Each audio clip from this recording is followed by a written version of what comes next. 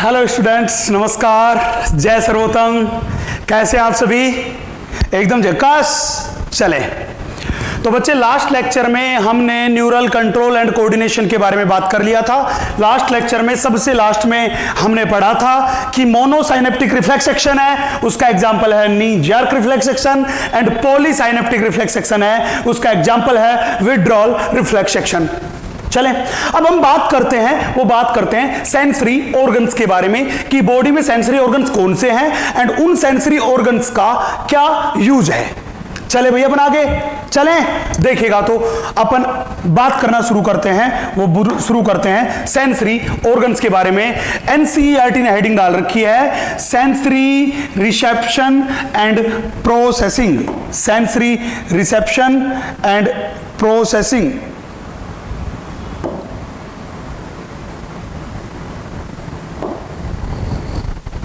ठीक है भैया, देखते हैं क्या है। बच्चे, सबसे पहले बात थी कि सेंसरी ऑर्गन्स जो थे, इन सेंसरी ऑर्गन्स का क्या काम था। बच्चे, हम जो है हमारे सराउंडिंग में ये एक्सटर्नल एनवायरनमेंट है। आपको पता है इस एक्सटर्नल एनवायरनमेंट में लगातार चेंजेस होते रहते हैं, तो कोई ना कोई तो बॉडी में ऐसी स्ट्रक्चर होनी चाहिए जो कि इन एक्सटर्नल एनवायरनमेंट में होने वाले चेंजेस की सेंस को रिसीव करके बॉडी को इंफॉर्मेशन कर दे कि व्हाट टाइप ऑफ चेंजेस है जो कि अपने पास एनवायरनमेंट में हो रहे हैं, हाँ कि ना। तो ये सेंसरी ऑर्गन्स है। इन सेंसरी ऑर्गन, सेंस ऑर्गन का काम ही यही है कि एनवायरनमेंट में होने वाले चेंजेस जो थे उन चेंजेस के बारे में बॉडी को बताना, ताकि बॉडी जो थी, बॉडी का मेन पार्ट जो था वो था अपना सेंट्रल नर्वस सिस्टम। वो सेंट्रल नर्वस सिस्टम बॉडी में होने वाले, एनवायरनमेंट में होने वाले उन चेंजेस की सेंस को रिसीव करेगा, उन पे एनालिसिस करेगा, प्रोसेस करेगा और एक रेस्पॉन्स जनरेट करेगा। और वो रेस्पॉन्स जो था वो बॉडी को एडेप्ट करेगा, एडजस्ट करेगा according to the changed environment. चले, या मैं कहूं बॉडी को अडेप्ट करेगा उस एनवायरनमेंट में होने वाले चेंज के हिसाब से। तो ये सारे का सारा काम जो करेगा वो कौन करेंगे? Sensory organ. तो एनसीईआरटी ने भी यही तो लिख रखा है। क्या लिख रखा है? देख लीजिए, information regarding changes in the environment is received by the CNS through the sensory organ which are processed and analysed. और एनालाइज्ड होने के बाद signals are send for necessary adjustment, की एनालिसिस करके उन सिग्नल्स को भेज दिया जाता है और बॉडी में जो भी नेसेसरी एडजस्टमेंट्स है, चेंजेस करने होते हैं, उस एनवायरनमेंट में रहने के लिए वो कर दिए जाते हैं, हाँ कि ना। अब सवाल ये था कि यहां पे अपन जो बात करेंगे वो कौन कौन से सेंस ऑर्गन्स के बारे में बात करेंगे। बच्चे, यहां पे मेनली हम 4 टाइप के सेंस ऑर्गन्स के बारे में बात करेंगे।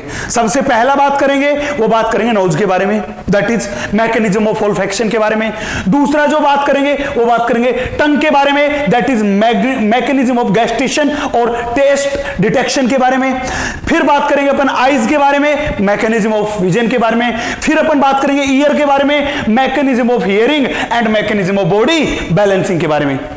मेरी बात क्लियर है? तो बच्चे, यहां सबसे पहले हम शुरुआत कर रहे हैं, वो शुरुआत यहीं से कर रहे हैं, दैट इज नोज। सबसे पहले शुरुआत हम क्या कर रहे हैं? नोज से कर रहे हैं। बच्चे, हमको पता है नोज वाला जो पार्ट होता है, इस नोज वाले पार्ट में एक स्पेशल टाइप की एपिथेलियम होती है। उस एपिथेलियम को अपन बोल के चलते हैं बेटा ऑल्फैक्टरी एपिथेलियम। कौन सी एपिथेलियम है? उस एपिथेलियम को बोलते हैं ऑल्फैक्टरी एपिथेलियम। ये जो ऑल्फैक्टरी एपिथेलियम है, इस ऑल्फैक्टरी एपिथेलियम में एक स्पेशल टाइप की सेल प्रेजेंट होती है। उस स्पेशल टाइप की सेल को बोलते हैं ऑल्फैक्टरी रिसेप्टर सेल। क्या बोलते हैं बेटा? Olfactory receptor cell. एक्चुअली होता यह है कि इस ऑल्फैक्टरी रिसेप्टर सेल के एंटीरियर पार्ट पे एक रिसेप्टर प्रेजेंट होता है, और वो रिसेप्टर जो होता है उसके अराउंड म्यूकस की बनी हुई कोटिंग प्रेजेंट होती है। जबकि इस ऑल्फैक्टरी रिसेप्टर सेल का पोस्टीरियर पार्ट जो होता है वो सेंसरी न्यूरॉन से कनेक्टेड होता है। किससे कनेक्टेड होता है? सेंसरी न्यूरॉन से कनेक्टेड होता है। चले भैया, अपन आगे थोड़ी सी बात यही करते हैं। तो एनसीईआरटी ने ऐसा लिख रखा है, क्या कि नोज वाला पार्ट जो होता है वो कंटेन्स म्यूकस कोटेड रिसेप्टर। मैंने पहले बताया कि रिसेप्टर किस पे प्रेजेंट है, ऑल्फैक्टरी रिसेप्टर सेल्स के एंटीरियर पार्ट पे, और ये जो ऑल्फैक्टरी रिसेप्टर है ये इसके अराउंड किसकी कोटिंग प्रेजेंट है, म्यूकस की कोटिंग प्रेजेंट है। चले भैया, अब सवाल था कि ये ऑल्फैक्टरी रिसेप्टर क्या काम करता है, ये केमिकल मटेरियल्स की सेंस को रिसीव करके हमें ऑल्फैक्शन के बारे में अवेयर कराता है। तो ये किसकी सेंस को रिसीव करता है, स्मेल की सेंस को रिसीव करता है। इसीलिए इस रिसेप्टर को हम क्या बोलते हैं, ऑल्फैक्टरी रिसेप्टर। अब बच्चे, इस एनवायरनमेंट में खूब सारे छोटे छोटे पार्टिकल्स है, वो सस्पेंडेड है। जब हम एयर की इनहेलिंग करते हैं तो एयर के साथ वो केमिकल कंपाउंड जो एनवायरनमेंट में सस्पेंडेड है वो नोज में जाएंगे, और इस म्यूकस कोट के अराउंड ये जो ऑल्फैक्टरी रिसेप्टर है इसके अराउंड प्रेजेंट ये जो म्यूकस कोट है उस म्यूकस से जाके चिपक जाएंगे। अब म्यूकस एक लिक्विड मेटल है, उस लिक्विड मेटल में वो केमिकल कंपाउंड डिसॉल्व होगा। जब वो केमिकल कंपाउंड डिसॉल्व होगा तभी ये ऑल्फैक्टरी रिसेप्टर उसकी सेंस को रिसीव करेंगे। तो मैं कह दूं कि ये जो ऑल्फैक्टरी रिसेप्टर्स है, ये ऑल्फैक्टरी रिसेप्टर्स कैसे केमिकल की सेंस को रिसीव करते हैं, तो ध्यान रखना, डिसॉल्व्ड केमिकल्स को। कैसे केमिकल्स की सेंस को रिसीव करते हैं, डिसॉल्व्ड केमिकल को। अगर केमिकल डिसॉल्व नहीं हुआ तो ये ऑल्फैक्टरी रिसेप्टर उस सेंस को रिसीव नहीं करेंगे। अगर ऑल्फैक्टरी रिसेप्टर ही एक्टिव नहीं हुए तो हमें स्मेल के बारे में पता नहीं चलेगा। चलूं मैं आगे। अब सवाल था, सर आपने ये तो बता दिया कि यहां पे ऑल्फैक्टरी एपिथेलियम है और उस ऑल्फैक्टरी एपिथेलियम में एक स्पेशल टाइप की सेल है, that is olfactory receptor cell. और वो ऑल्फैक्टरी रिसेप्टर सेल में क्या ऑल्फैक्टरी रिसेप्टर है, वो म्यूकस से कोटेड है एंड वो केवल डिसॉल्व्ड केमिकल को रेस्पॉन्स देता है, हाँ कि ना। अब ये तो बताइए कि ये जो ऑल्फैक्टरी एपिथेलियम है इसमें टोटल कितने टाइप की सेल है। बच्चे, इस ऑल्फैक्टरी एपिथेलियम में टोटल 3 टाइप्स की सेल्स है। टोटल कितने टाइप्स की सेल्स है, 3 टाइप्स की। अब सवाल उठा 3 टाइप्स की कौन सी। सबसे पहली सेल, बेटा सबसे पहली सेल मैंने आपके सामने लिख दी है, that is olfactory receptor cell. सबसे पहली सेल कौन सी है, ऑल्फैक्टरी रिसेप्टर सेल। इस ऑल्फैक्टरी रिसेप्टर सेल के अराउंड कुछ सेल्स होती है जो इन्हें सपोर्ट एंड प्रोटेक्शन प्रोवाइड करती है, इन्हें ज्यादा से ज्यादा नरिशमेंट अवेलेबल कराती है। उनको अपन बोलते हैं बेटा सपोर्टिंग सेल।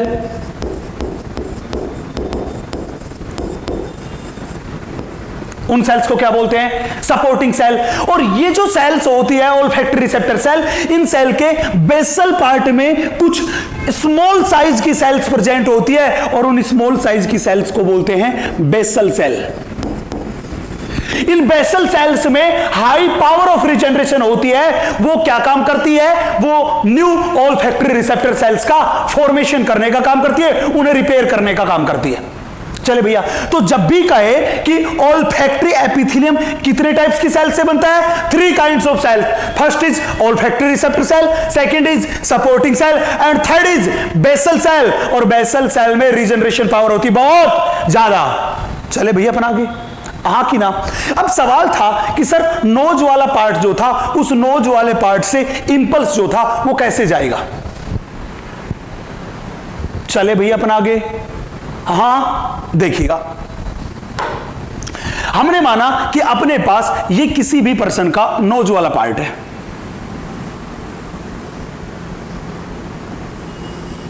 ये किसी भी पर्सन का कौन सा पार्ट है बेटा, ये हमने कहा किसी भी पर्सन का नोज वाला पार्ट है। मैंने आपको बताया था कि ये जो नोज वाला पार्ट है, इस नोज वाले पार्ट पे ही प्रेजेंट होती है कौन सी सेल, कौन सी एपिथेलियम, यहां पे प्रेजेंट थी ऑल्फैक्टरी एपिथेलियम। और उस ऑल्फैक्टरी एपिथेलियम में स्पेशल टाइप की सेल प्रेजेंट थी। उस स्पेशल टाइप की सेल को हमने बोला था ऑल्फैक्टरी रिसेप्टर सेल। और मैंने बताया था कि इस ऑल्फैक्टरी रिसेप्टर सेल के एंटीरियर पार्ट पे प्रेजेंट होता है ऑल्फैक्टरी रिसेप्टर एंड इसका पोस्टीरियर पार्ट जो होता है वो पोस्टीरियर पार्ट कनेक्टेड होता है एक न्यूरॉन से, ये लीजिए, जिसको हमने कहा था सेंसरी न्यूरॉन। क्या कहा था, सेंसरी न्यूरॉन, हाँ कि ना। मैंने बोला था आपसे कि जब भी कोई भी केमिकल आएगा तो वो मेरे पास, मैंने बोला ये व्हाइट कलर का केमिकल है, ये व्हाइट कलर का केमिकल, ये जो ऑल्फैक्टरी रिसेप्टर है, ये जो मेरे पास यहां पे प्रेजेंट है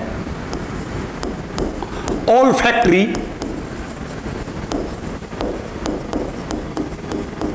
रिसेप्टर है। ये olfactory receptor mucus coated receptor है। ये म्यूकस की कोट जो थी उस म्यूकस से जाके चिपक जाएगा एंड म्यूकस से चिपक के म्यूकस में ये जो केमिकल कंपाउंड थे ये होंगे डिजोल्व, और इन केमिकल कंपाउंड के डिजोल्व होते ही इसकी सेंस को रिसीव करेगा, वो रिसीव करेगा ये ऑल्फैक्टरी रिसेप्टर। ये ऑल्फैक्टरी रिसेप्टर इनकी सेंस को रिसीव करेगा। रिसीव करते ही ये जो मेरे पास व्हाइट कलर की सेल है जिसको हमने क्या कहा, olfactory receptor cell, olfactory receptor cell. ये ऑल्फैक्टरी रिसेप्टर सेल जो थी इसका हो जाएगा डीपोलराइजेशन। इस सेल का डीपोलराइजेशन होते ही यहां से ये जो सिग्नल था ये सिग्नल पहुंचेगा बेटा इस जगह पे। ये जगह कुछ और नहीं, ये मेरे पास यहां पे प्रेजेंट है ऑल्फैक्टरी बल्ब। ये मेरे पास क्या है, ऑल्फैक्टरी बल्ब। तो मैंने कहा ये जो सिग्नल्स थे ये सिग्नल्स यहां से पहुंचेंगे ऑल्फैक्टरी बल्ब के पास। ये जो ब्लू कलर की न्यूरॉन है ये सेंसरी न्यूरॉन है। इस न्यूरॉन को ही अपन बोलते हैं बेटा ऑल्फैक्टरी नर्व। इसी को अपन बोलते हैं ऑल्फैक्टरी नर्व। ये जो ऑल्फैक्टरी नर्व है ये ऑल्फैक्टरी नर्व इसकी सेंस को लेके जाएगी ऑल्फैक्टरी बल्ब में। कहां लेके जाएगी, ऑल्फैक्टरी बल्ब में। देन ऑल्फैक्टरी बल्ब वाला जो पार्ट था उससे कई सारी न्यूरॉन्स का क्लस्टर निकलेगा। ये लीजिए मैंने कहा ये कई सारे न्यूरॉन का क्लस्टर है और ये उस सेंस को लेके जाएगा, वो लेके जाएगा बेटा ऑल्फैक्टरी सेंटर में।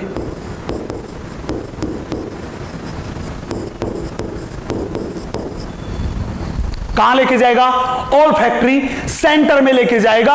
और वो ऑल्फैक्टरी सेंटर जो है वो सेरेब्रल हेमिस्फीयर के टेम्पोरल लोब में है। कौन से लोब में प्रेजेंट है, टेम्पोरल लोब में प्रेजेंट है। चले भैया तो मैंने क्या देखा कि यहां पे नोज वाला पार्ट है, इसमें एक्सटर्नल एनवायरनमेंट से एयर आ रही है, मतलब नोज डायरेक्टली एक्सटर्नल एनवायरनमेंट के कांटेक्ट में है। उस एक्सटर्नल एनवायरनमेंट से सेंस को रिसीव करके न्यूरॉन जो है वो न्यूरॉन डायरेक्टली ऑल्फैक्टरी सेंटर में नहीं जा रही है, तो कहां जा रही है, वो इस एक्सटर्नल एनवायरनमेंट से सेंस को लेके जा रही है ऑल्फैक्टरी बल्ब वाले पार्ट में। तो मैं कह दूं कि ऑल्फैक्टरी बल्ब जो होता है वो डायरेक्टली न्यूरॉन के थ्रू एक्सटर्नल एनवायरनमेंट की सेंस को रिसीव करने का काम करता है। हां कि ना, यही लाइन एनसीईआरटी की लाइन है, आप बोर्ड पे देखिएगा। यहां पे हमने क्या कह रखा है, हमने ये बोल रखा है neuron of the olfactory epithelium. Olfactory epithelium nose के अंदर प्रेजेंट है, मैंने ऑलरेडी बताया। Extends from outer side environment directly to a pair of bean sized. कितने पेयर है, एक पेयर। कैसे हैं, ब्रॉड। साइज कैसा है, बीन के साइज का, जिसको अपन क्या बोलते हैं बेटा, ऑल्फैक्टरी बल्ब। हाँ कि ना। इस डायग्राम में मैंने यही किया कि ऑल्फैक्टरी एपिथेलियम जो थी उसकी न्यूरॉन एक्सटर्नल एनवायरनमेंट से डायरेक्टली कहां तक एक्सटेंडेड है, ऑल्फैक्टरी बल्ब तक। वो डायरेक्टली ऑल्फैक्टरी सेंटर तक एक्सटेंडेड नहीं है। ध्यान रखना, कहां तक एक्सटेंडेड है, ऑल्फैक्टरी बल्ब तक। और ऑल्फैक्टरी बल्ब जो होते हैं वो ऑल्फैक्टरी बल्ब वन पेयर होते हैं, ब्रॉड होते हैं एंड बीन साइज के होते हैं। और इन ऑल्फैक्टरी बल्ब का फॉर्मेशन जो होता है वो लिम्बिक सिस्टम से होता है। मैंने लास्ट लेक्चर में बात किया था, लिम्बिक सिस्टम से होता है। और लिम्बिक सिस्टम से होता है तो इन ऑल्फैक्टरी बल्ब को बोलते हैं हम एक्सटेंशन ऑफ लिम्बिक सिस्टम।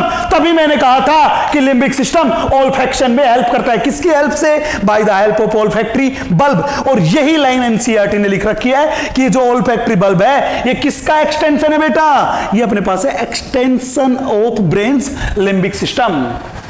मेरी बात क्लियर है, क्या मैं आगे चलूं, ठीक है, देखिएगा। तो नेक्स्ट हम बात करके चलते हैं, इसके बाद वो बात करके चलते हैं दूसरी सेंस ऑर्गन के बारे में, दैट इज टंग के बारे में।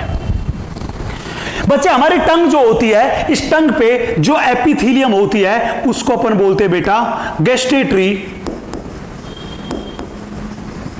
एपिथेलियम। और ये जो गैस्ट्रेटरी एपिथेलियम है, इसमें भी ऑल्फैक्टरी एपिथेलियम की तरह ही प्रेजेंट होती है रिसेप्टर सेल, और उस रिसेप्टर सेल को बोलते हैं गैस्ट्रेटरी रिसेप्टर सेल। तो इसमें क्या है, इसमें अपने पास है गैस्ट्रेटरी रिसेप्टर सेल। इसमें क्या है, गैस्ट्रेटरी रिसेप्टर सेल। अब ये गैस्ट्रेटरी एपिथेलियम जो होती है, ये है टंग, और टंग के कौन से पार्ट में ये प्रेजेंट है बेटा, टंग क्या, ये गैस्ट्रेटरी एपिथेलियम टंग की टेस्ट बड्स में प्रेजेंट है।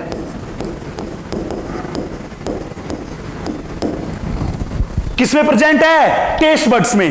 तो एनसीईआरटी ने यही बात कर रखी है कि जब भी बोले टंग का क्या काम है, गैस्ट्रेटरी रिसेप्टर का क्या काम है, तो टंग का काम है टेस्ट के बारे में अवेयर कराना, पहली बात। और ये जो टंग होती है, इस टंग में खूब सारी टेस्ट बड्स होती है, उन टेस्ट बड्स में गैस्ट्रेटरी रिसेप्टर, गैस्ट्रेटरी एपिथेलियम होती है, और गैस्ट्रेटरी एपिथेलियम में होता है गैस्ट्रेटरी रिसेप्टर। गैस्ट्रेटरी रिसेप्टर भी ऑल्फैक्टरी रिसेप्टर की तरह है, केवल डिसॉल्व्ड केमिकल के लिए सेंसिटिव है। किसके लिए सेंसिटिव है ये, सेंसिटिव फॉर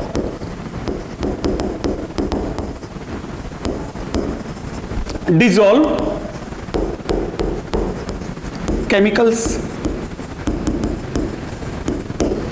किसके लिए सेंसिटिव है ये, डिसॉल्व्ड केमिकल के लिए। मतलब ऑल्फैक्टरी रिसेप्टर हो चाहे गैस्ट्रेटरी रिसेप्टर हो, वो केवल और केवल किसकी सेंस को रिसीव करता है, डिसॉल्व्ड केमिकल को। अगर केमिकल डिसॉल्व नहीं हुआ तो ना तो हमें ऑल्फैक्शन के बारे में, दैट इज स्मेल के बारे में पता चलेगा, ना gestation that is food metal के टेस्ट के बारे में पता चलेगा। मेरी बात क्लियर है? चले भैया अपन आगे बहुत ध्यान से देखिएगा। अगली लाइन इसने क्या लिख रखी है, with each taste of food or sip of drink the brain integrate, बहुत ध्यान से देखना, brain integrate different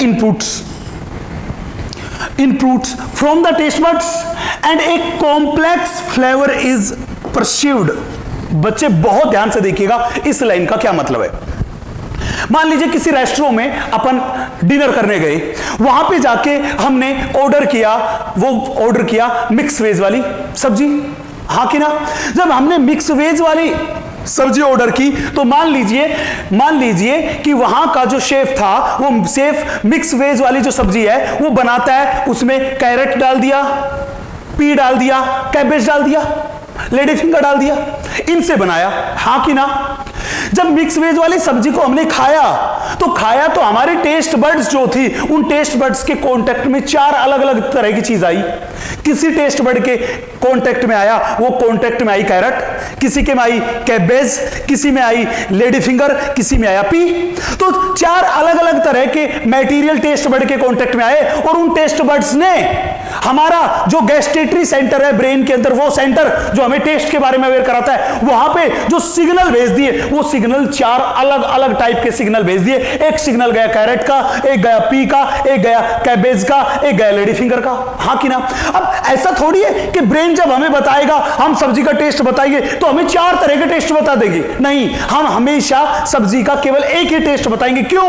हमारा ब्रेन जो था, जो 4 अलग अलग सिग्नल्स आए, उन सारे के सारे सिग्नल्स को इंटीग्रेट करता है, आपस में जोड़ता है, एंड जोड़ के फिर एक फाइनल रिजल्टेंट बताता है, जो कितने के कॉम्बिनेशन से आया, 4 चीजों के कॉम्बिनेशन से आया। इसीलिए मैंने वर्ड यूज किया कॉम्प्लेक्स।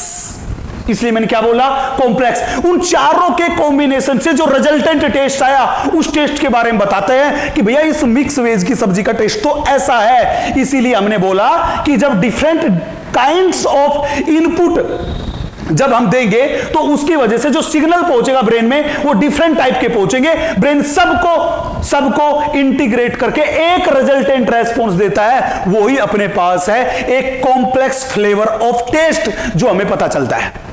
चलो भैया मैं आगे, यहां तक की बात में कोई दिक्कत? मेरे हिसाब से कोई दिक्कत नहीं। नेक्स्ट, अब बच्चे मैंने अभी आपसे डिस्कस किया कि चाहे हम स्मेल के बारे में बात करके चले, चाहे फूड मेटल के टेस्ट के बारे में बात करके चले, चाहे गैस्ट्रेटरी रिसेप्टर के बारे में बात करके चले, या चाहे ऑल्फैक्टरी के बारे में बात करके चले, दोनों के दोनों रिसेप्टर केवल और केवल रेस्पॉन्स देते हैं। वो रेस्पॉन्स देते हैं डिसॉल्व्ड केमिकल को। अगर केमिकल डिसॉल्व नहीं होगा तो वो कोई भी रेस्पॉन्स नहीं देंगे। इसीलिए हमने बोला कि ये दोनों के दोनों किसको रेस्पॉन्स दे रहे हैं, नोज एंड टंग, ये दे रहे हैं डिसॉल्व्ड केमिकल को रेस्पॉन्स। चलो भैया मैं आगे, यहां तक की बात क्लियर है। नेक्स्ट अंतिम लाइन देखिए बच्चे, मान लीजिए हमें कॉमन कोल्ड होती है। जब हमें कॉमन कोल्ड होती है तो कॉमन कोल्ड के केस में हमारे नोज की जो ओल्फैक्टरी एपिथेलियम है उसमें स्वेलिंग आ जाती है। जब ओल्फैक्टरी एपिथेलियम में स्वेलिंग आ गई उसकी वजह से हमें स्मेल के बारे में प्रॉपर अवेयरनेस नहीं होती, हाँ कि ना। एट द सेम टाइम आप देखोगे ड्यूरिंग कोल्ड जब हमें स्मेल के बारे में फूड मैटेरियल की में पता नहीं चलता, उस टाइम पे हमें फूड मैटेरियल को खाने में कोई टेस्ट भी नहीं आता, मतलब हमें टेस्ट भी अच्छा फील नहीं होता। तो कहीं ना कहीं तो ऐसा था कि यार जब दिक्कत हुई थी ओल्फैक्शन में उस टाइम पे हमें फूड मैटेरियल के टेस्ट के बारे में भी पता नहीं चल रहा था, और जब हमारे टेस्ट बड्स में कोई दिक्कत हो जाएगी, मतलब हमें खाने के टेस्ट में कोई दिक्कत होगी, उस टाइम में हमें स्मेल में भी पता नहीं चलेगा, हाँ कि ना।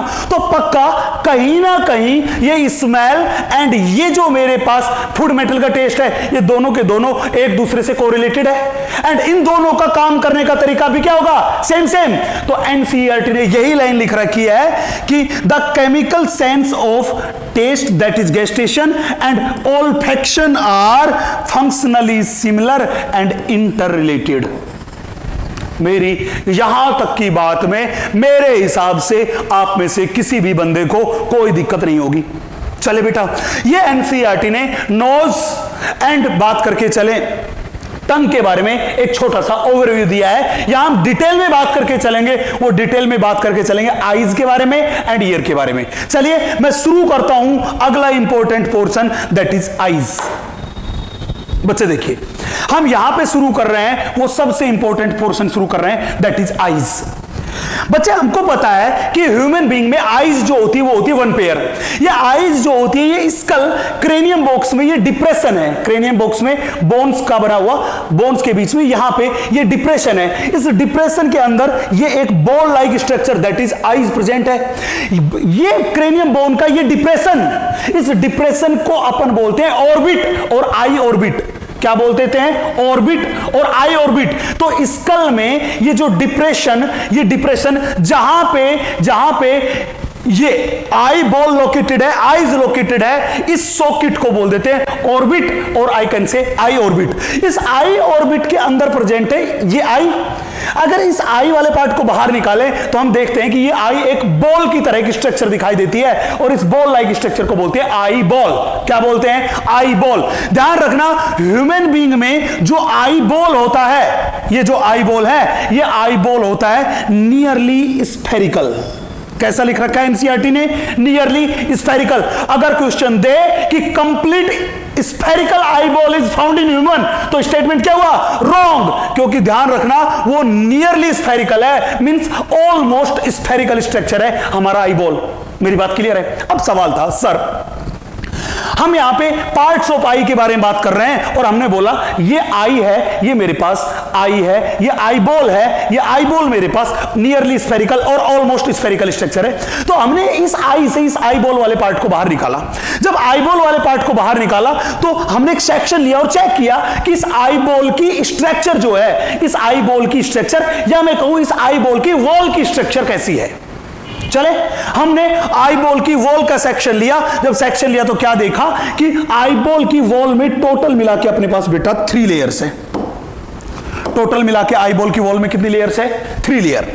आई बॉल की वॉल की सबसे बाहर वाली लेयर, ये वाली जो लेयर है, ये आई बॉल की वॉल की सबसे बाहर वाली लेयर है। मैंने बोला ये मेरे पास है आउटर मोस्ट लेयर।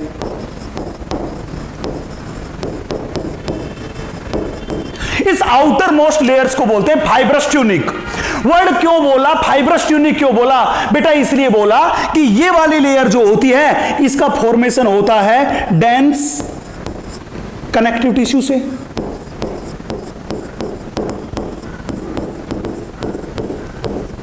किससे होता है, डेंस कनेक्टिव टिश्यू से। और डेंस कनेक्टिव टिश्यू में collagen fibre that is white fibres abundantly present है, इसलिए हमने इसको बोला फाइब्रस ट्यूनिक।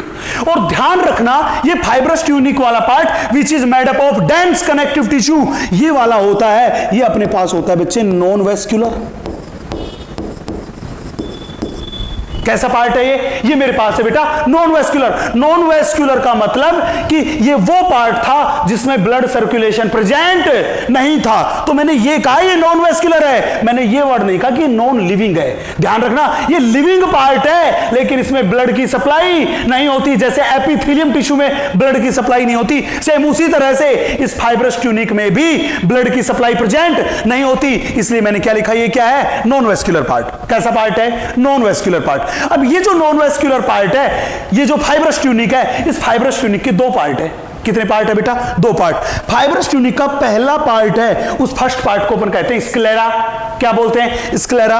एंड दूसरा जो इसका पार्ट है उस दूसरे पार्ट को अपन कहते हैं कॉर्निया, क्या बोलते हैं कॉर्निया। ये हमने बात किया सबसे पहले वाली लेयर के बारे में, दैट इज फाइब्रस ट्यूनिक के बारे में। अब आईबॉल की वॉल की दूसरी जो लेयर होती है उस दूसरी लेयर को अपन बोलते हैं बेटा वेस्क्यूलर ट्यूनिक। क्या बोलते हैं इसको वेस्क्यूलर ट्यूनिक। बेटा नाम से ही पता चला है वेस्क्यूलर। मैंने यहां पे टर्म यूज की थी आपके सामने, यहां पे वो यूज की थी नॉन वेस्क्यूलर। नॉन वेस्क्यूलर का मतलब था ब्लड सर्कुलेशन एब्सेंट, तो इसको मैंने बोला है वेस्क्यूलर। वेस्क्यूलर का मतलब ये हुआ कि यहां पे network of blood vessels present है, मतलब ये मेरे पास जो है, ये मेरे पास है बच्चा हाईली वेस्क्यूलर लेयर। कैसी लेयर है बेटा हाईली वेस्कुलर लेयर जिसमें ब्लड वेसल्स का नेटवर्क प्रेजेंट है। इसके अलावा एक चीज हमने और नोट की, क्या नोट किया कि यार ये पूरा का पूरा वेस्कुलर ट्यूनिक जो था इसमें पिगमेंट्स प्रेजेंट थे, और जब भी पिगमेंट प्रेजेंट होगा वो पूरा का पूरा रीजन कैसा होगा कलरफुल। कैसा रीजन होगा कलरफुल। तो मैंने बोला कि वेस्कुलर ट्यूनिक जो मेरे पास है, ये मेरे पास कैसी लेयर है बेटा, ये अपने पास है पिगमेंटेड लेयर। कैसी लेयर है पिगमेंटेड लेयर है, इसमें पिगमेंट्स प्रेजेंट है, दैट इज कलरफुल पार्ट है। चले इस वेस्कुलर ट्यूनिक को हमने तीन पार्ट में डिवाइड किया। सबसे पहला पार्ट है इसका, वो पार्ट है कोरोइड पार्ट। दूसरा पार्ट है वो पार्ट है सीलियरी बॉडी पार्ट। एंड तीसरा जो पार्ट है इसका, उस तीसरे पार्ट को बोलते हैं अपन आइरिस। तीसरे पार्ट को बोलते हैं अपन आइरिस। चले बच्चे ध्यान रखना, इसका सीलियरी बॉडी वाला जो पार्ट होता है, इस सीलियरी बॉडी वाले पार्ट में मेनली दो चीजें प्रेजेंट है। सीलियरी बॉडी वाला जो पार्ट है उसमें कितनी चीजें प्रेजेंट है मेनली दो। पहली चीज प्रेजेंट है वो प्रेजेंट है यहां पे सीलियरी मसल्स। पहली चीज प्रेजेंट है यहां पे सीलियरी मसल्स। एंड दूसरी चीज जो प्रेजेंट है यहां पे वो प्रेजेंट है यहां पे सीलियरी प्रोसेसिस। दूसरी चीज प्रेजेंट है वो प्रेजेंट है सीलियरी प्रोसेसिस। अब सवाल यह था कि यहां पे प्रेजेंट पहला पार्ट जो है सीलियरी मसल्स, इन सीलियरी मसल्स का क्या काम था। दूसरी बात यह थी यहां पे प्रेजेंट सीलियरी प्रोसेसिस जो हैं, इन सीलियरी प्रोसेसिस का क्या काम है, मैं ये बात बताऊंगा थोड़ी सी देर में, जब इसके डायग्राम के बारे में मैं आप लोगों से बात करूंगा। ठीक है जी। नेक्स्ट तीसरा इसका पार्ट है, उस पार्ट को अपन बोल देते हैं बेटा आइरिस। क्या बोल देते हैं आइरिस। चलो मैं आगे, अंतिम और इनरमोस्ट लेयर जो है आई बॉल की, उस आई बॉल की वॉल की इनरमोस्ट लेयर जो है, उस इनरमोस्ट लेयर को अपन बोलते हैं बेटा रेटिना। रेटिना ये मेरे पास इनरमोस्ट लेयर है। चलिए हम बात करते हैं वन बाय वन करके इस आई बॉल की तीनों लेयर्स के बारे में। चले अपन बात करें भैया बात, देखिएगा मैं यहां पे ये सारी की सारी लेयर्स के बारे में बात करता हूं, वो इस डायग्राम में बात करता हूं। बहुत ध्यान से आप डायग्राम को देखिएगा, जहां पे कोई बात कनेक्ट ना हो वहां पे मेरे को बताइएगा। सबसे पहले मैंने बात की थी बेटा फाइब्रस ट्यूनिक के बारे में। किसके बारे में बात की थी फाइब्रस ट्यूनिक के बारे में।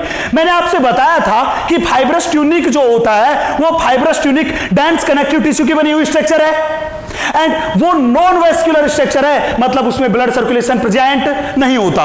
और उस फाइब्रस ट्यूनिक के दो पार्ट थे।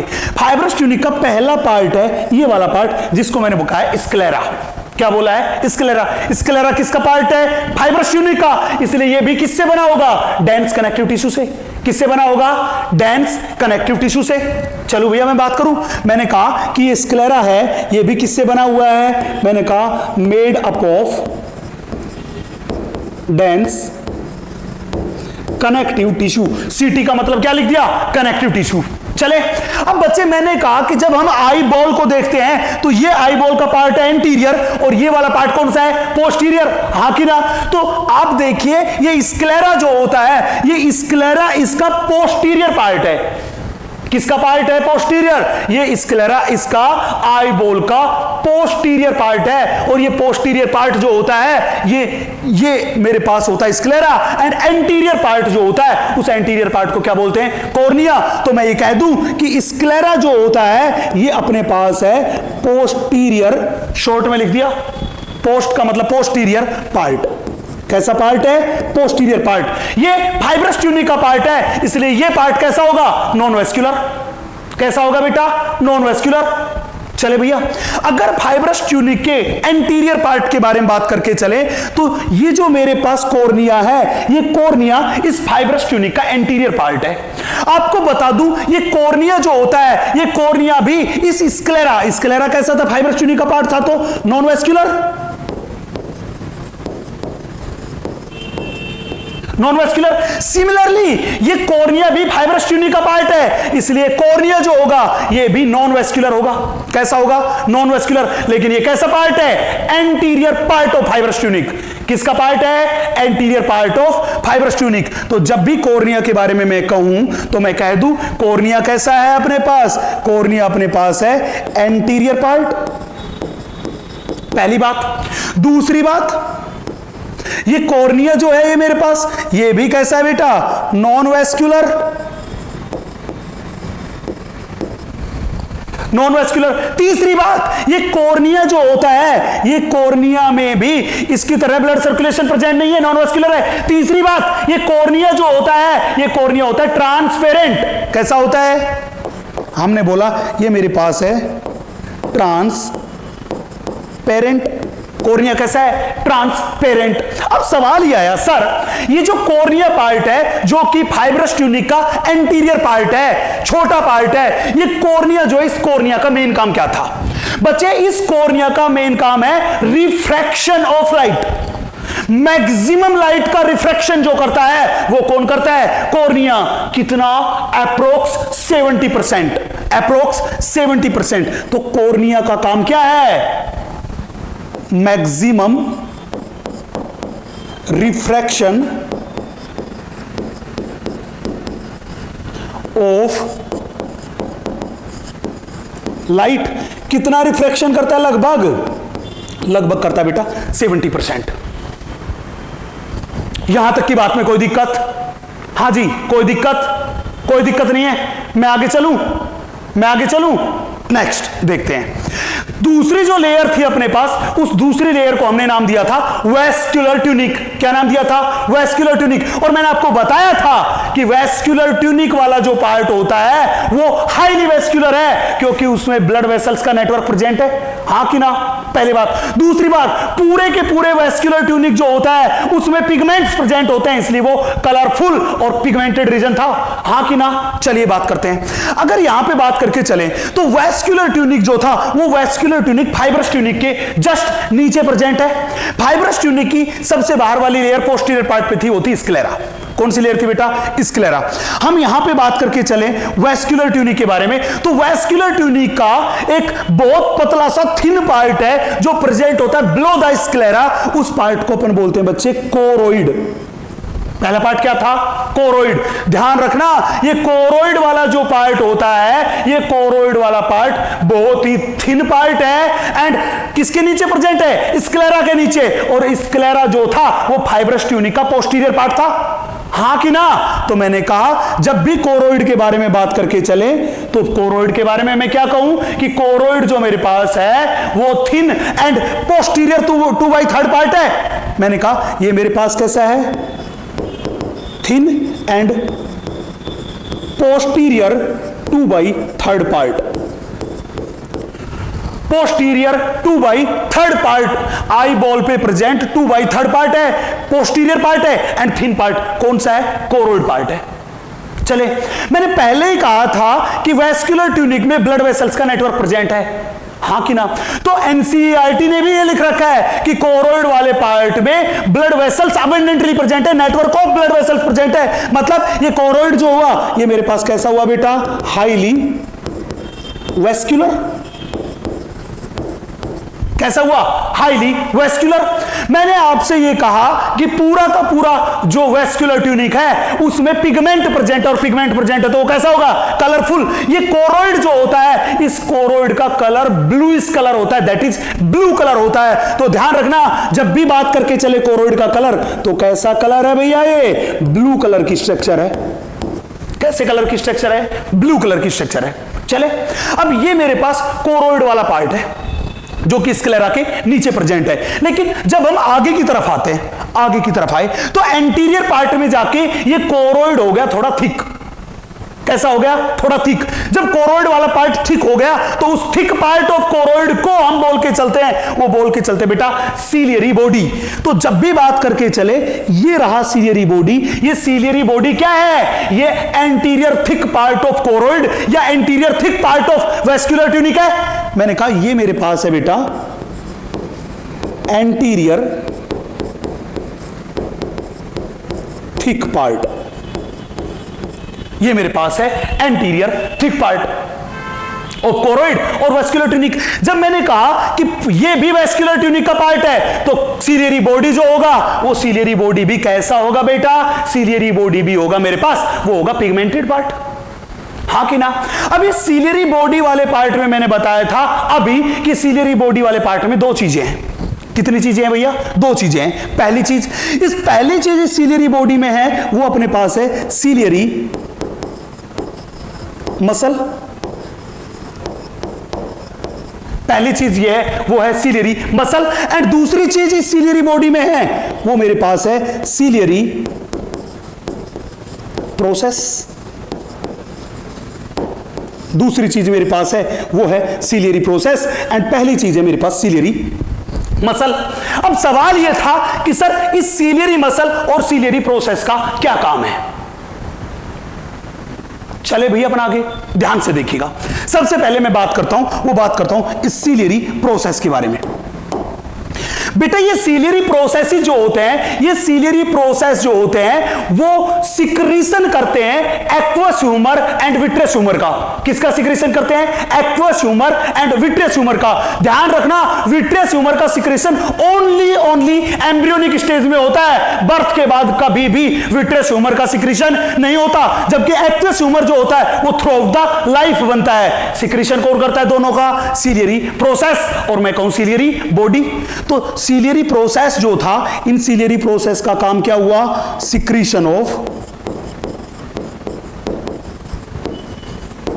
Aqueous, secretion of aqueous humour and vitreous humour. Aqueous humour and vitreous humour का सिक्रेशन किसका काम हुआ? सीलियरी प्रोसेस का। सवाल था सर सीलियरी मसल क्या काम करती है? बच्चे सीलियरी मसल जो होती है उनका काम है अकोमोडेशन ऑफ आईज। किसका काम? क्या काम है? मैंने बोला ये सीलियरी मसल्स जो होती है इनका काम है अकोमोडेशन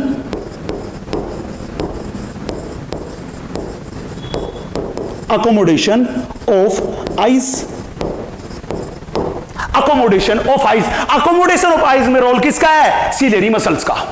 अब सवाल आया सर आप हमें यह बताइए कि सीलियरी मसल्स का काम आपने अकोमोडेशन ऑफ आइज तो बता दिया, लेकिन यह अकोमोडेशन ऑफ आइज होता क्या है?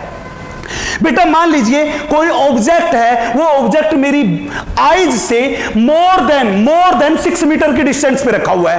तो मोर देन 6 मीटर के डिस्टेंस पे जब कोई ऑब्जेक्ट रखा है तो उस ऑब्जेक्ट को देखने के लिए मुझे आइज का जो लेंस है उस लेंस की फोकल लेंथ चाहिए अलग, मतलब फोकल लेंथ चाहिए ज्यादा। अगर कोई ऑब्जेक्ट मेरी आइज से लेस देन 6 मीटर की डिस्टेंस पे है तो उसे देखने के लिए मुझे लेंस की फोकल लेंथ चाहिए, वो चाहिए कम। तो कहने का मतलब कि ऑब्जेक्ट की आइज से डिस्टेंस के बेसिस पे लेंस की फोकल लेंथ में चेंज होगा कि नहीं होगा? अगर दूर का ऑब्जेक्ट देखना है तो फोकल लेंथ चाहिएगी ज्यादा, अगर नजदीक का ऑब्जेक्ट देखना है तो फोकल लेंथ चाहिएगी कम। यस कि नो? हाँ कि ना? तो अकोमोडेशन ऑफ आइज का मतलब होता है change in the focal length of lens, और I can say curvature of lens according to the distance of object from the eyes, उसी को बोलते हैं accommodation of eyes.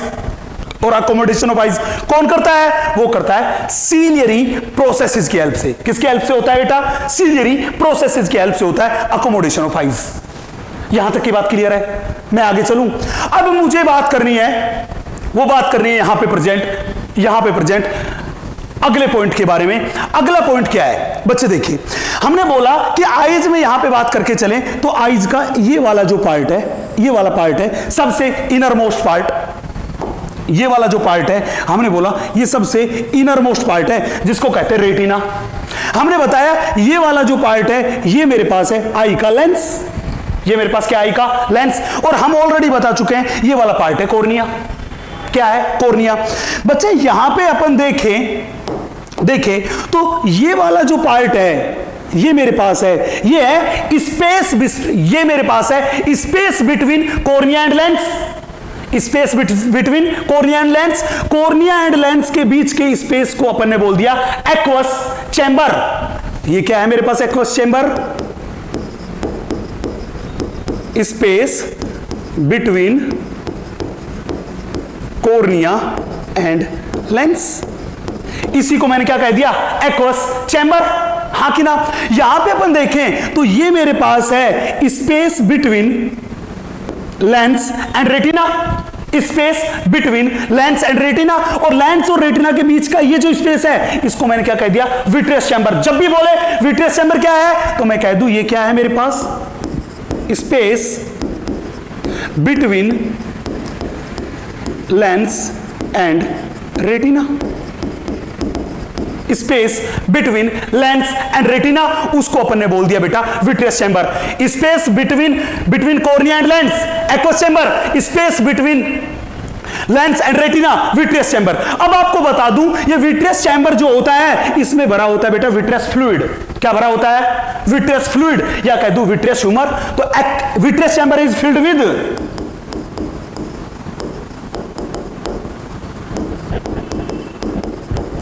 Vitreous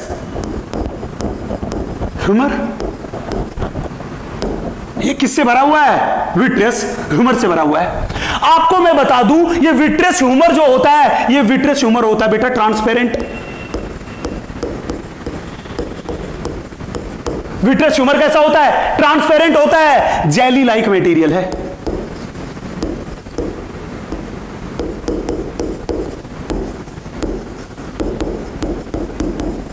transparent और कैसा मटेरियल है? जेली लाइक मटेरियल है। इसका सिक्रेशन ड्यूरिंग एम्ब्रियोनिक स्टेज में होता है, बर्थ के बाद कभी भी विट्रियस ह्यूमर का फॉर्मेशन नहीं होता। मेरी बात क्लियर है? अब सवाल था कि सर ये विट्रियस ह्यूमर है जो विट्रियस चैम्बर में बिटवीन लेंस एंड रेटिना भरा हुआ है, इसका काम क्या था? बच्चे जब भी इस विट्रियस ह्यूमर का कोई आपसे पूछे फंक्शन तो ध्यान रखना इस विट्रियस ह्यूमर का फंक्शन है आई बॉल की शेप को मेंटेन रखना। क्या काम हुआ? आई बॉल की शेप को मेंटेन रखना। तो मैंने यहां लिख दिया ये क्या काम करता है? Maintains shape of eyeball, maintains shape of eyeball. चले भैया, अब जैसे यहां पे मेरे पास विट्रियस ह्यूमर था, इसी तरह इस एक्वस चैम्बर में जो मटेरियल मेरे पास भरा हुआ है उसको अपन बोलते हैं बेटा एक्वस ह्यूमर। क्या बोलते हैं? Aqueous humour. तो मैं कह दूं aqueous chamber is filled with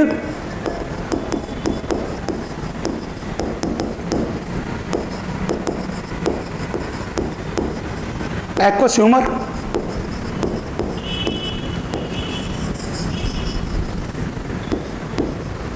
किससे भरा हुआ है? एक्वस ह्यूमर से भरा हुआ है। यह एक्वस ह्यूमर भी विट्रियस ह्यूमर की तरह है। कैसा है बेटा?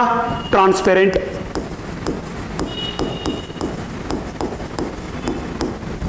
कैसा है ये इसकी तरह है, ट्रांसपेरेंट। पहली बात। दूसरी बात, मैंने कहा था ये जेली लाइक मटेरियल है, जबकि ये मेरे पास जो है ये थिन एंड वाटरी मटेरियल है।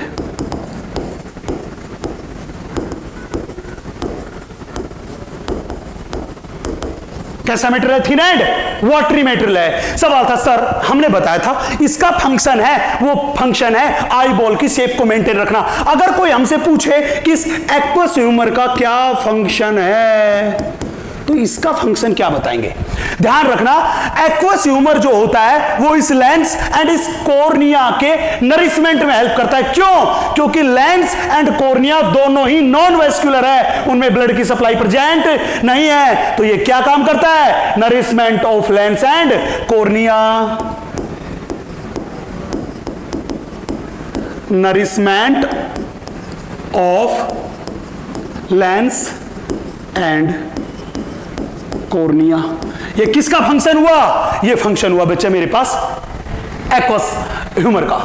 चले, अभी हमें बहुत सारी बातें इस डायग्राम में और करनी है। दैट इज प्यूपिल कहां पे है, प्यूपिल का क्या काम है, आइरिस का क्या काम है, लेंस कैसे बना है, लेंस अपनी जगह पे फिक्स कैसे है, फोविया क्या है, ब्लाइंड स्पॉट क्या है, ऑप्टिक नर्व कहां से निकल रही है, रेटिना की स्ट्रक्चर, ये कई सारी बातें अपने को करनी है। और ये प्लीज बोर्ड पे देखिएगा।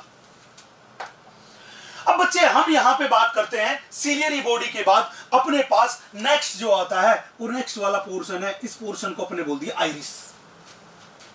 बच्चे आइरिस जो है, ये आइरिस सीलियरी बॉडी का आगे की side present finger like extension है, जो किसके आगे प्रेजेंट है? ये प्रेजेंट है इन फ्रंट ऑफ लेंस। किसके आगे प्रेजेंट है? In front of lens. जैसे सीलियरी बॉडी एंड ये कोरोइड वाला पार्ट जो था, ये दोनों के दोनों पिगमेंटेड पार्ट थे, सेम उसी तरह ये आइरिस भी पिगमेंटेड पार्ट है, कलरफुल पार्ट है। इवन बात करें तो हमारी आईज का ये वाला जो पार्ट है, जो किसी में हमें दिखाई पड़ता है ब्राउन कलर का, किसी में ब्लैक कलर का, ये जो पार्ट है, ये पार्ट अपने पास कुछ और नहीं, ये है आइरिस। कौन सा पार्ट है? आइरिस। मतलब आईज का कलरफुल पार्ट जो है वो कौन सा पार्ट है जो बाहर से अपीयर हो रहा है? वो iris. Ciliary body and choroid वाले कभी भी बाहर से विजिबल नहीं है। तो एनसीईआरटी ने यही लाइन लिख रखी है कि iris is visible coloured part of eye. कैसा पार्ट है भैया ये? मैं लिख दूं यहां पे, ये मेरे पास है विजिबल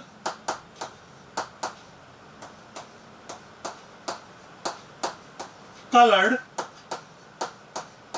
पार्ट ऑफ आइज। मेरी बात क्लियर है? पहली बात। दूसरी बात, मैंने कहा ये विजिबल कलर पार्ट है जो बाहर से दिखाई दे रहा है। अब किसी पर्सन के आई का कलर होता है, वो कलर होता है ब्लैक, किसी का होता है ब्राउन, किसी का होता है ब्लूइश कलर। वो स्पेसिफिक कलर ऑफ आई होता है। वो किसके कलर की वजह से होता है? कलर ऑफ आइरिस की वजह से। तो मैं कह दूं कि iris is the part of eye which provide specific colour to eye. तो कहने का मतलब ये क्या करता है? Provide specific colour to eyes. Provide specific colour to eyes. चले भैया, अब ये जो मेरे पास आइरिस है, इस आइरिस के बीच में यहां पे अपन देखें तो ये वाला आइरिस और ये वाला आइरिस, और इन आइरिस के बीच में ये कुछ स्पेस है। आइरिस के सेंट्रल पार्ट में, या मैं कहूं इन फ्रंट ऑफ लेंस, जो स्पेस प्रेजेंट है, इस स्पेस को बेटा अपन बोल के चलते हैं, वो बोल के चलते हैं क्या? ये वो साइड थी जहां से आइज के अंदर लाइट एंटर हो रही थी। क्या हो रही थी लाइट के अंदर? लाइट जो थी वो लाइट आइज के अंदर एंटर हो रही थी, और यहीं से विजन की मैकेनिज्म जो थी, वो मैकेनिज्म क्या हो रही थी बच्चे? शुरू हो रही थी। हाँ कि ना? ये पार्ट मैंने कहा जो किसके बीच प्रेजेंट है? ये प्रेजेंट है दोनों आइरिस के बीच, ऊपर वाला आइरिस और नीचे वाला आइरिस। इन आइरिस के सेंट्रल पार्ट में प्रेजेंट ये मेरे पास होल है। किसके सेंट्रल पार्ट में प्रेजेंट होल है? ये मेरे पास आइरिस के सेंट्रल पार्ट में प्रेजेंट होल है। और ये होल वो जगह थी जहां से होते हुए लाइट जो थी, वो लाइट किसके अंदर एंटर कर रही थी? वो लाइट आइज के अंदर एंटर करने का काम कर रही थी। चले भैया अपने आगे, हाँ कि ना? अब ये जो होल है, इस होल को अपन बोल के चलते बेटा प्यूपिल। क्या बोल के चलते हैं? प्यूपिल। तो प्यूपिल एनसीईआरटी ने लिख रखा है, प्यूपिल प्रेजेंट है इन फ्रंट ऑफ लेंस। और इस प्यूपिल के दोनों तरफ क्या है? चारों तरफ क्या है? दोनों तरफ इस डायग्राम में, 2D डायग्राम में दिखाई दे रहा है, दोनों तरफ क्या है? दोनों तरफ है आइरिस। अब आपको बता दूं कि आइरिस जो है ये इसके चारों तरफ प्रेजेंट स्ट्रक्चर है, इसीलिए एनसीईआरटी ने लिख रखा है कि प्यूपिल इज सराउंडेड बाय आइरिस। किससे सराउंडेड है? आइरिस से। और आइरिस एक मस्कुलर स्ट्रक्चर है। कैसी स्ट्रक्चर है बच्चे? मस्कुलर स्ट्रक्चर है। तो हमने जब भी बात करें यहां पे प्यूपिल के बारे में तो मैंने कहा ये क्या है मेरे पास? ये है site of entry of light. Site of entry of light मतलब आईज में लाइट एंटर होती है, वो कौन सी साइट से होती है? प्यूपिल के थ्रू होती है। किसके थ्रू होती है बेटा? प्यूपिल के थ्रू। पहली बात क्लियर है। नेक्स्ट दूसरी बात, ये प्यूपिल जो होता है ये किसके फ्रंट में प्रेजेंट है? लेंस के फ्रंट में। और चारों तरफ से किससे का सराउंडेड है? Surrounded by iris. किससे सराउंडेड है? आइरिस से। तो मैं ये कह दूं कि ये किससे सराउंडेड है? Surrounded by iris. Surrounded by iris. चले भैया, अब जब मैंने कहा कि प्यूपिल जो है ये आइरिस से सराउंडेड है और ये लाइट एंट्री की मेन साइट है, इसी से होते हुए लाइट जो थी वो लाइट कहां जा रही थी? जाके फॉल हो रही थी लेंस पे, देन वो जाके फॉल हो रही थी रेटिना पे। हां कि ना? हां कि ना? जब अपन ने कहा कि प्यूपिल इज सराउंडेड बाय आइरिस, मेरी बात क्लियर है? चलो भैया मैं आगे। प्यूपिल किससे सराउंडेड है? आइरिस से। और लाइट आईज के अंदर कितनी जानी चाहिए? जैसे डिम लाइट है, डिम लाइट के केस में आईज को किसी भी चीज को देखने के लिए ज्यादा लाइट वेव्स की जरूरत पड़ती है। फुल लाइट के केस में कम लाइट रेज की जरूरत पड़ती है। तो कितने अमाउंट में लाइट जो थी वो लाइट आईज के अंदर जाए, वो इस बात पे डिपेंड करती है कि प्यूपिल का साइज जो है वो स्मॉल है कि लार्ज है। मेरी बात क्लियर है? प्यूपिल का साइज जितना ज्यादा बड़ा होगा आईज के अंदर बाहर से लाइट उतनी ज्यादा क्या होगी? एंटर। एंड प्यूपिल का साइज जितना ज्यादा छोटा होगा बाहर से कम लाइट आईज के अंदर एंटर होगी। तो सवाल यह था कि सर इस प्यूपिल का साइज जो होता है वो कौन रेगुलेट करता है? बच्चे प्यूपिल का साइज रेगुलेट करेगी वो स्ट्रक्चर जो इसके चारों तरफ प्रेजेंट है। प्यूपिल के चारों तरफ क्या प्रेजेंट है? प्यूपिल के चारों तरफ प्रेजेंट है अपने पास आइरिस।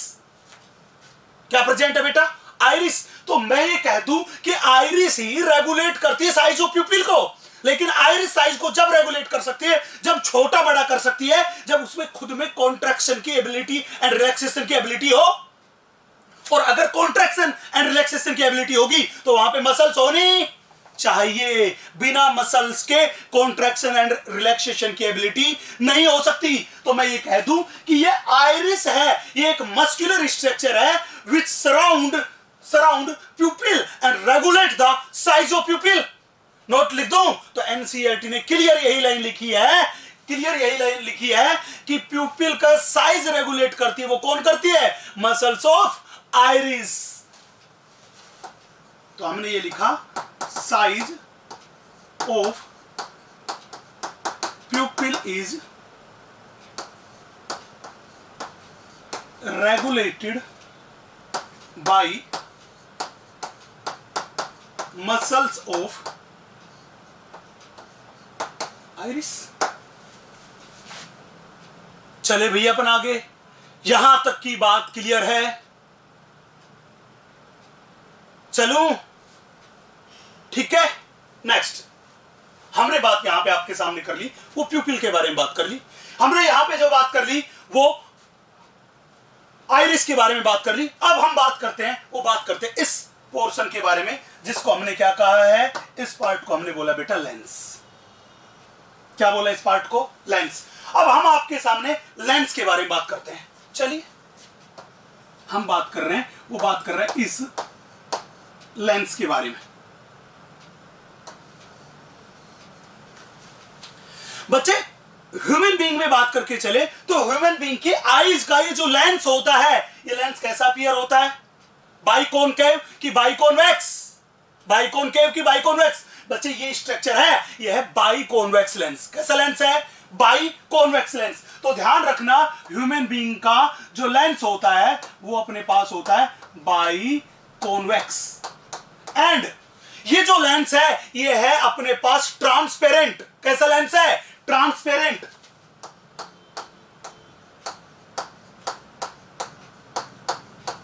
बाइकॉनकेव कॉन्वेक्स लेंस है एंड कैसा लेंस है? ट्रांसपेरेंट। ध्यान रखना, ह्यूमन बीइंग का जो लेंस होता है उस लेंस में ब्लड सर्कुलेशन प्रेजेंट नहीं होता, इसीलिए ये लेंस जो होता है ये नॉन वेस्कुलर है। कैसा है? Non vascular. एंड ये जो लेंस है इसमें स्पेशल टाइप की प्रोटीन प्रेजेंट है जिसको बोलते हैं crystalline protein.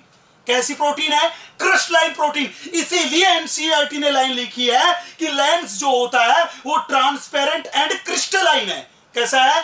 Transparent and crystalline. तो यहां पे बात करके चलें तो हमने कहा कि लेंस कैसा है? Non vascular. कैसा है? Non vascular. नेक्स्ट मैंने ये बात बताई कि लेंस कैसा है? Elastic and crystalline. Elastic and crystalline lens है, वो लेंस ह्यूमन बीइंग में प्रेजेंट है। अब एक चीज आप देखना, ये जो लेंस है, ये लेंस जो है, ये लेंस इन स्ट्रक्चर की हेल्प से, ये जो स्ट्रक्चर हमने बनाया यहां पे, इन स्ट्रक्चर्स की हेल्प से कनेक्टेड है। वो कनेक्टेड है बेटा सीलियरी बॉडी से। ये लीजिए, इन स्ट्रक्चर की हेल्प से किससे कनेक्टेड है? कनेक्टेड है बेटा ये सीलियरी बॉडी से। अब सवाल ये था कि सर ये लेंस जो था इसको सीलियरी बॉडी से या सीलियरी प्रोसेसेस से कनेक्ट होने की क्या जरूरत थी? और ये स्ट्रक्चर जिनकी हेल्प से लेंस सीलियरी बॉडी से कनेक्टेड है, इस स्ट्रक्चर को क्या बोलते हैं? चले बच्चे, ये जो स्ट्रक्चर है, इन स्ट्रक्चर को बोलते हैं सस्पेंसरी लिगामेंट्स। क्या बोलते हैं? Suspensory ligaments. ध्यान रखना, ये जो स्ट्रक्चर मैंने बनाई है, इस स्ट्रक्चर को अपन बोलते हैं सस्पेंसरी लिगामेंट्स।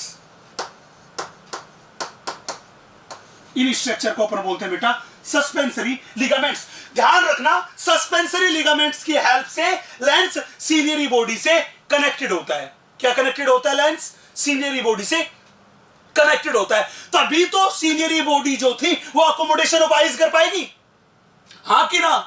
अब सवाल था कि सर कोई हमसे पूछे कि बताओ ये जो सस्पेंसरी लिगामेंट्स है, इन सस्पेंसरी लिगामेंट्स का क्या काम है? बच्चे, सस्पेंसरी लिगामेंट इस लेंस को कनेक्ट करते हैं सीलियरी बॉडीज पे, जिससे लेंस अपनी एक फिक्स पोजीशन पे बना रहता है, हाँ कि ना? या मैं कहूं कि ये लिगामेंट्स लेंस को उसकी पोजीशन पे फिक्स रखने का काम करते हैं। यस कि नो? यस कि नो? तो मैं लिख दूं कि सस्पेंसरी लिगामेंट्स जो होते हैं, सस्पेंसरी लिगामेंट्स जो होते हैं वो held lens at its position। चले भैया, तो ध्यान रखना, मैंने लिखा it holds lens at its position। Lens को उसकी पोजीशन पे रखने का काम कौन कर रहे थे? Suspensory ligament. ये भी क्लियर एनसीईआरटी की लाइन है। चले भैया, अब अपने पास सबसे लास्ट वाली बात रह गई, और सबसे लास्ट वाली बात किसके बारे में करनी है? हमें बात करनी है बेटा इस रेटिना के बारे में। किसके बारे में बात करनी है अभी? अपने को इस रेटिना के बारे में बात करनी है। बाकी सारे के सारे आईज के पोर्शन के बारे में मैं पूरी की पूरी बात आपके सामने कर चुका हूं। ठीक है जी, तो चलिए अपन बात करें रेटिना के बारे में कि रेटिना जो था, उस रेटिना की स्ट्रक्चर कैसी थी, कैसा हमको अपीयर हो रहा था, क्यों ऐसा अपीयर हो रहा था। करे भैया अपन बात, चलूं मैं आगे? यहां तक की बात में कोई दिक्कत?